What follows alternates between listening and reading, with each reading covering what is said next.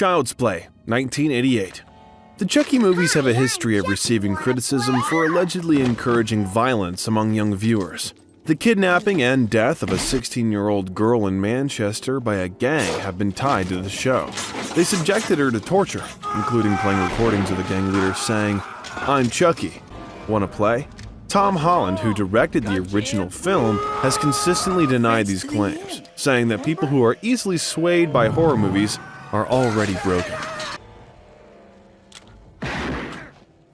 Child's Play 2, 1990. Additional details about Chucky's history were included in the novelization of the film. It revealed his autistic condition and the bullying he endured because of his mother being a dwarf, and that is where the abuse began for him at home. Chucky's mother was extremely cruel to him. Eventually, Chucky snaps and strangles her, becoming known as the Lakeshore Strangler in the process. Until Chucky 2021, which diverged significantly from the novel in its treatment of his beginnings, none of the sequels did anything to flesh out his history.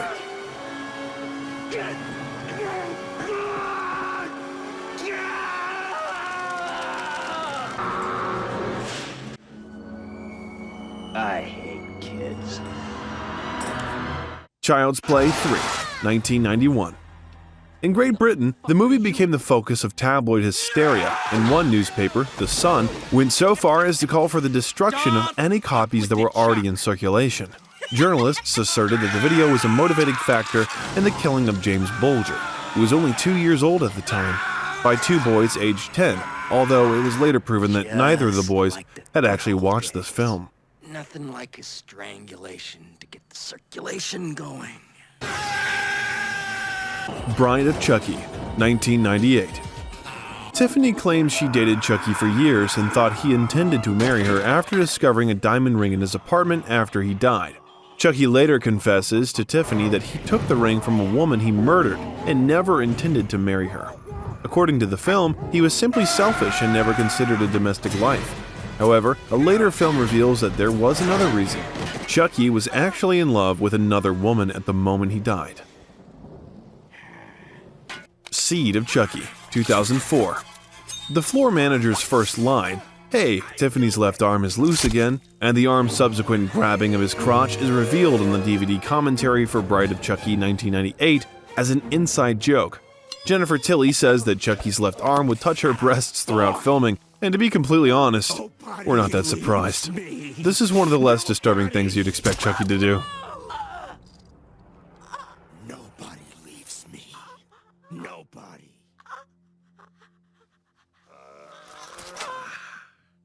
Curse of Chucky, 2013. A musical starring Chucky's son Glenn and a serial killer named Carrie who wants to have 3 children with him was one of the early concepts for a 6th film back in the 2000s. Despite filmmaker Don Mancini's fondness of the comedic manner he had previously written in, the negative reaction to Seed of Chucky 2004 was evident, and fans wanted the next movie to have the same dark and scary tone as the first 3 films.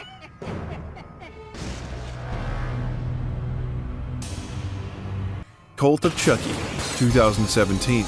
The full film was leaked on Twitter and YouTube 2 weeks before its official release. Don Mancini responded to the leak on Twitter, writing, "To the geniuses who leaked Cult of Chucky and tweeted about it, congrats. Not only are you terrible people, now Universal lawyers know who you are." Alex Vincent said he didn't see the point because the film would be readily available on streaming services like Netflix, so the leakers didn't actually achieve much here.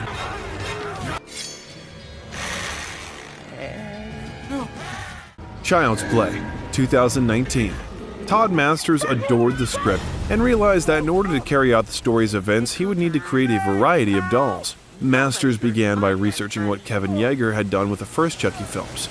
"We really wanted it to be a practical, physical, touch-the-doll kind of movie," Todd says of the film. The benefit to using practical effects was obvious. As a result, an army of Chucky dolls and puppets would go on to be assembled. Chucky TV Series, 2021. Chucky's sailor mouth was an early point of contention between creator Don Mancini and network Sci-Fi. He claimed that having the cast be able to use the F-bomb 8 to 10 times every episode without fear of censorship was essential to the show's tone, with Sci-Fi eventually agreeing to this.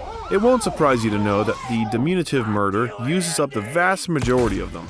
It gets better after the first episode, as every previously on is typically the first one of the episode to set the mood. Here's Chucky.